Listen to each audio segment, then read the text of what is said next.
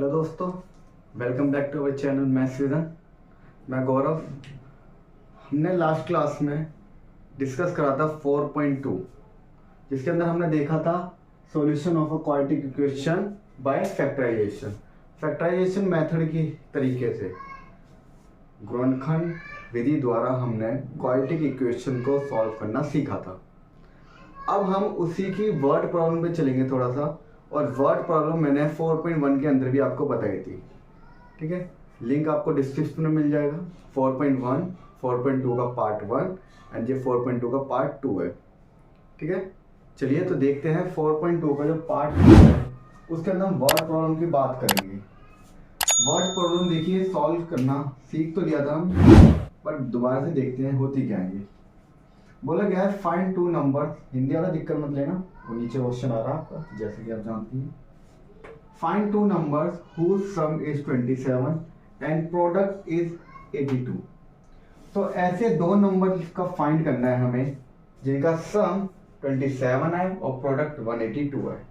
ठीक है, तो आपको लास्ट क्लास में बताया था मैंने बेटा, ये 27 है।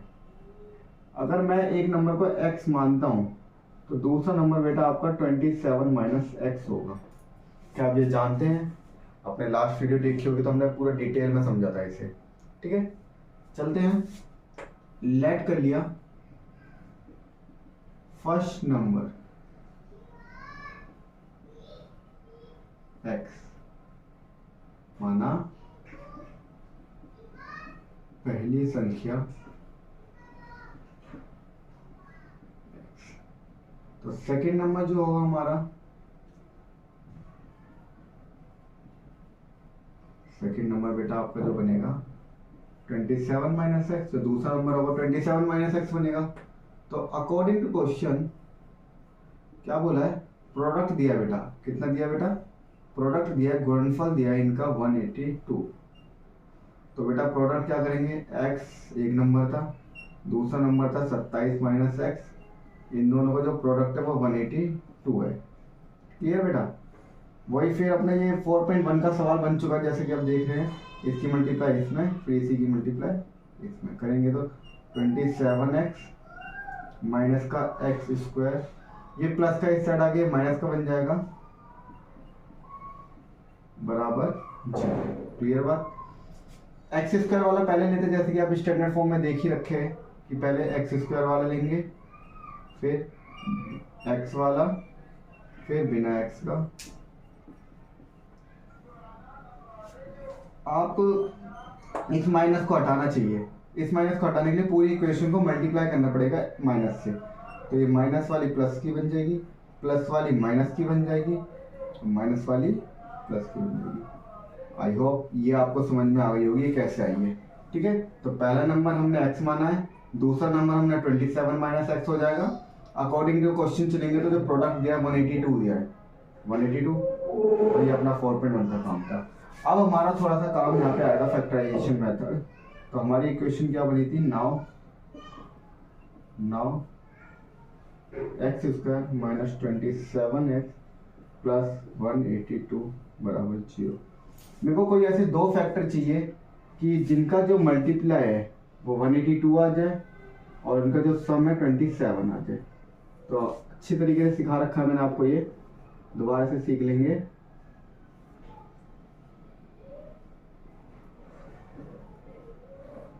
तो 14 मल्टीप्लाई 13 182, और 14 में 13 ऐड करेंगे तो भी 27। बट कंडीशन क्या है, ये माइनस का है, तो यानी कि वो दोनों माइनस के लेने पड़ेंगे। बिल्कुल, एक्स स्क्वायर माइनस का 13x माइनस का 14x प्लस का 182। देख रहे हैं आप कि माइनस माइनस प्लस, 14 में 13 जोड़ा 27 आ जाएगा। क्लियर? इन दोनों में से, इन दोनों में से, इसमें तो x कॉमन लेंगे बेटा हम, अंदर बचेगा x माइनस 13, इधर से 14 कॉमन लेंगे माइनस का, अंदर बचेगा x माइनस 13 बराबर 0। आप सोचेंगे 13 कहाँ से आ गया, तो बेटा 182 में से अगर मैं 14 बाहर निकालूंगा तो 13 बचेगा, क्योंकि अभी हमने देखा है 14 और 13 की मल्टीप्लाई करने पर 182 आता है। ठीक है, अब हम आगे चलते हैं। अब हम देखेंगे x माइनस 14 एक पेयर बनेगा, x माइनस 13 एक पेयर बनेगा, 0 के इक्वल। तो x माइनस 14 बराबर 0, x माइनस 13 बराबर 0। एक बार x की वैल्यू बेटा 14 आ गई है, एक बार x की वैल्यू बेटा 13 आ गई है। Is that clear? चलिए, बट अभी क्वेश्चन का हल नहीं हुआ है। तो बेटा अगर मैं x रखूँ एक बार, तो पहली कंडीशन क्या बनेगी? तो फर्स्ट नंबर तो हो जाएगा बेटा x,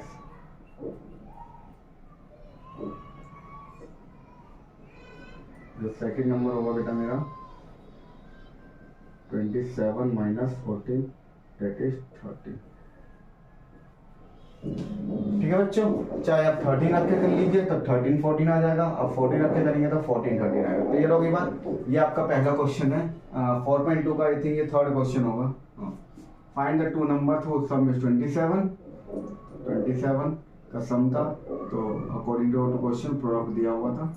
ठीक है, तो आई होप ये आपको क्लियर हो गया होगा। तो 47 क्या हूँ, ये आपका क्वेश्चन क्लियर हो गया होगा। तो अब हम आगे चलते हैं अगले क्वेश्चन की तरफ। क्लियर? चलिए,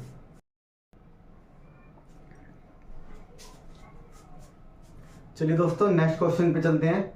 क्वेश्चन नंबर 4 आप जैसे कि स्क्रीन पर देख ही सकते हैं कि find to consecutive positive integer. Consecutive positive integer. Consecutive बेटा याद है आपको, मैंने बताया था, याद होगा? हाँ, कि पहला अगर x है तो दूसरा क्या हो जाएगा x प्लस 1। लगातार बेटा, लगातार वाले नंबर भूल गए क्या? हाँ, भूलना नहीं है। तो देखेंगे फर्स्ट पॉजिटिव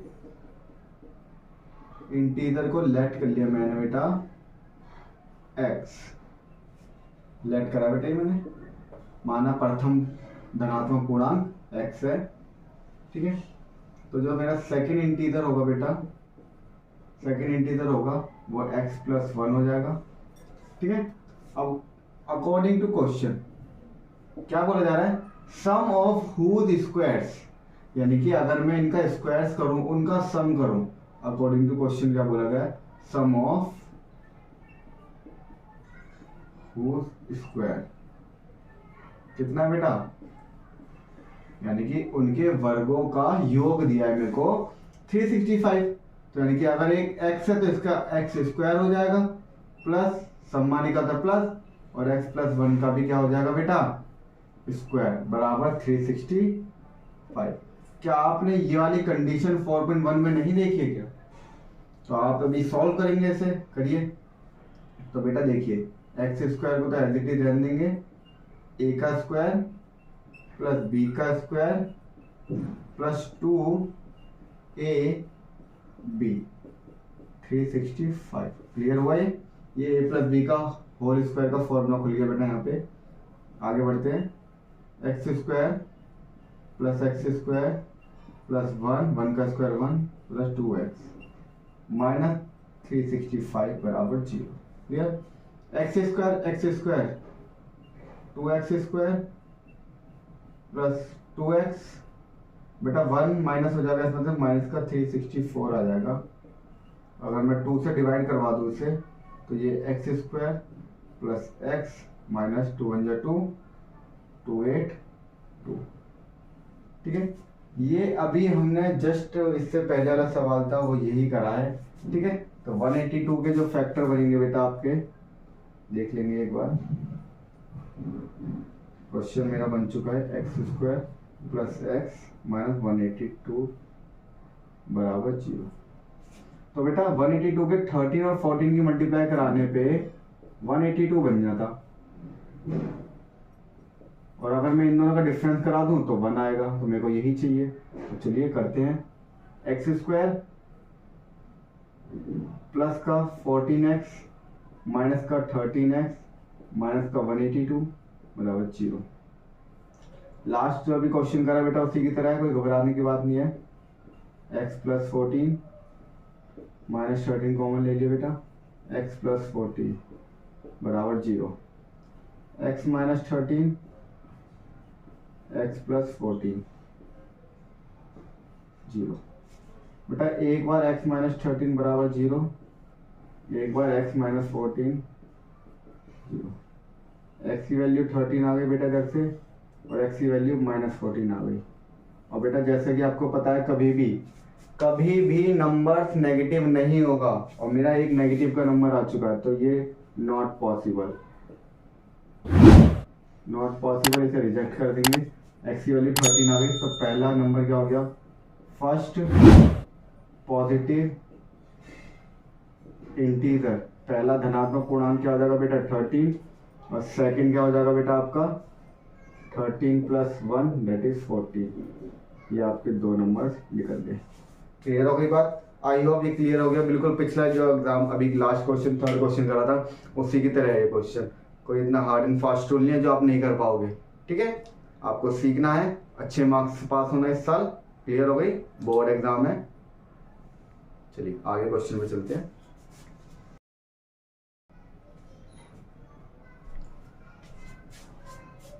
चलिए दोस्तों, अब इतना तो आपको पता ही लग गया होगा कि वर्ड प्रॉब्लम सॉल्व कैसे करते हैं। आपको शब्दों के अंदर से ही अपने जो आपको फाइंड करना होता है इसे एक्स मानना होता है, और उसी के अनुसार जो कंडीशन दी जाती है क्वेश्चनों में उन्हें अप्लाई करके क्वाड्रेटिक इक्वेशन बनाई जाती है।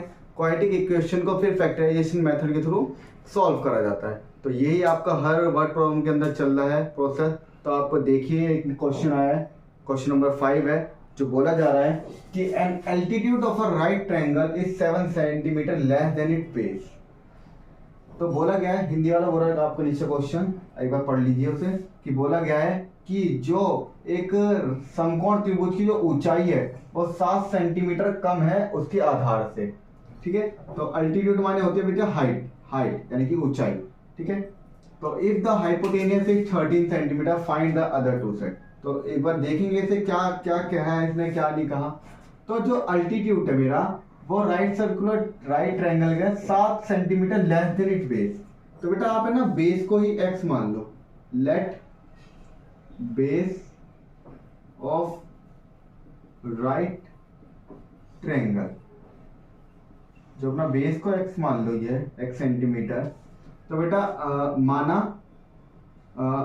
समकोण त्रिभुज का आधार x सेंटीमीटर, जो हाइपोटेनियस हो जाएगी बेटा उसकी, सॉरी अल्टीट्यूड हो जाएगा, अल्टीट्यूड क्या हो जाएगा बेटा उसका बेस से 7 कम है। बेस x मानता मैंने, तो बेस से 7 कम है। क्लियर हो गई बात? चलिए ये बात आपको याद रखनी है। तो बेटा आपको पाइथागोरस थ्योरम आनी चाहिए, पाइथागोरस थ्योरम यानी कि पाइथागोरस प्रमेय होती क्या ये, थोड़ा सा समझाने की मैं कोई कोशिश करूंगा। यहाँ पे ये ABC है बेटा। पाइथागोरस थ्योरम कहती है अगर एक राइट ट्रायंगल है तो उसमें जो हाइपोटेनियस होती है, हाइपोटेनियस का स्क्वायर अदर टू साइड्स के स्क्वायर के सम के बराबर होगा। तो अकॉर्डिंग टू पाइथागोरस अगर मैं ये देखना चाहूँ तो हाइपोटेनियस का स्क्वायर बराबर बेस का स्क्वायर प्लस परपेंडिकुलर का स्क्वायर, और परपेंडिकुलर को ही मैं अल्टीट्यूड कहता हूँ यानी कि ऊंचाई। यानी कि हिंदी वालों क्या होता है ये, कर्ण का स्क्वायर बराबर आधार का स्क्वायर प्लस ऊंचाई का स्क्वायर। ठीक है बेटा, हाइपोटेनियस जो उन्होंने बोली है, जो कर्ण बोला मेरे को 13 को बोला, तो बेटा 13 का स्क्वायर हो जाएगा ये बराबर, और जो आधार बोला बेटा, आधार मैंने अपना x माना था तो x स्क्वायर हो जाएगा, और ऊंचाई बेटा क्या है मेरी x माइनस 7 का स्क्वायर। क्लियर इतनी बात? बोले तो ठीक है। तो 13 का स्क्वायर क्या होता है बेटा 169 x square, a minus B का होल स्क्वायर खोलेंगे तो बेटा a square plus b square minus 2ab, बेटा 7 का स्क्वायर 49 2ab। क्लियर? तो बेटा 2 ये एक्स स्क्वायर ये एक्स स्क्वायर, तो 2x square minus 14x plus का है माइनस को हो जाएगा बेटा जरा के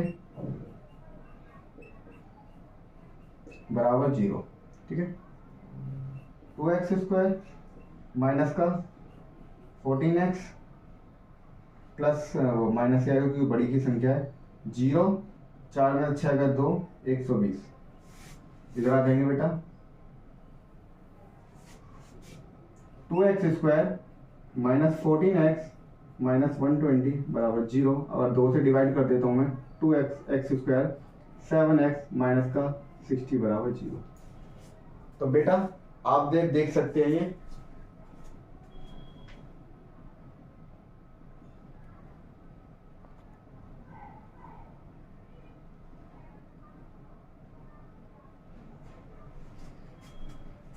चलिए आप लोग देख सकते हैं कि x² माइनस 7x माइनस 60 बराबर 0 हो गया है।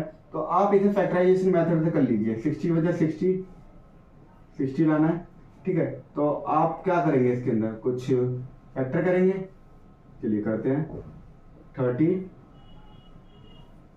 15 5 5, ठीक है। तो आप देखिए बेटा 15,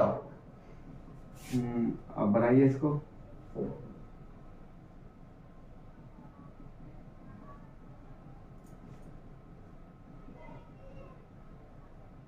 12 पंजे 60, तो 12 मल्टीप्लाई 5 बन गया बेटा आपका, और 12 में से 5 गया 7 आ जाएगा, ठीक है बेटा।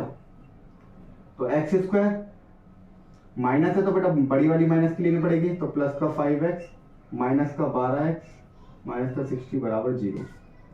एक बार इसके नीचे, एक बार इसके नीचे, x कॉमन ले लिया बेटा, x प्लस 5 माइनस 12 कॉमन ले लिया बेटा, x प्लस 5। बेटा इधर से एक x माइनस 12 हो जाएगा और एक प्लस 5 हो जाएगा। बेटा x माइनस 12 बराबर 0, 5 बराबर 0। आपकी x की वैल्यू आएगी बेटा, वो आएगी 12, पॉजिटिव का ये। इधर आपकी x की वैल्यू आएगी -5। और जैसे कि आपको पता है कभी भी लेंथ नेगेटिव नहीं होती है, हमारी जो x की वैल्यू हो जाएगी वो 12 हो जाएगी। तो बेटा बेस अपना हो जाएगा बेटा 12 और एल्टीट्यूड हो जाएगा बेटा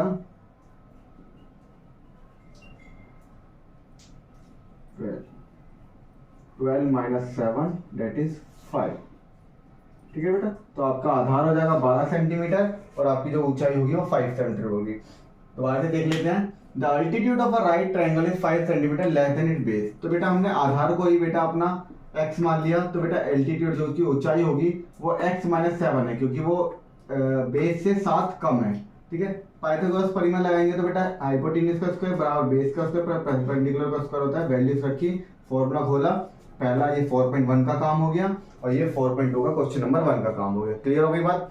आई होप ये समझ में आया होगा। आगे चलते हैं, बिल्कुल इसी तरीके से सारे वर्ड प्रॉब्लम सॉल्व करना है, कोई भी दिक्कत लेने की जरूरत नहीं है। समझ में आ गया? चलिए आगे चल। यहाँ पे 4.2 आपकी हो जाती है बेटा खत्म। 4.1 समझ में आ गई आपको, एल्जेब्रिक फॉर्मूले थे, उसके अंदर कुछ नहीं करना था, क्वाड्रेटिक इक्वेशन के रूप में उसे रिप्रेजेंटेशन करना था, यानी कि उसे स्टैंडर्ड फॉर्म में लेके आना था। 4.2 में आपको फैक्टराइजेशन मेथड सिखाया गया था। फैक्टराइजेशन मेथड में फिर दोबारा से वर्ड प्रॉब्लम आई थी आपकी, वर्ड प्रॉब्लम आपने जो देख लिया यहाँ पे। क्लियर आप? अब जो आपकी 4.3 है, देखिए completing the square root method, वो डिलीट है इस वाले चैप्टर से, ठीक है। या फिर परफेक्ट स्क्वायर रूट बोल सकते हैं। कंप्लीटिंग वो जो मेथड होता है उसे कहते हैं कंप्लीटिंग द स्क्वायर रूट, ठीक है। वो आपका डिलीटेड है। एक और मेथड है आपका एक्स की वैल्यूज निकालने का, या फिर बोल सकते हो सॉल्यूशंस निकालने का।